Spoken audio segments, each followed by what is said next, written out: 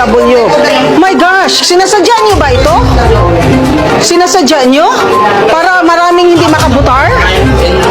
Kasi alam niyo yung sa time ni Tatay Digong, nag-landslide si Tatay Digong. So kaya ginagawa niyo itong mga online voting. Kayo nga yung nakaupo. Ang hirap sa Pilipinas, hirap lahat. Kahit sa eleksyon, ang hirap magbutar. Ganito ba ginagawa niyo sa mga OFW? Kaya nga, love namin si Tatay Digong eh. Kasi si Tatay Digong lang talaga nagbigay ng mahalaga sa mga OFW.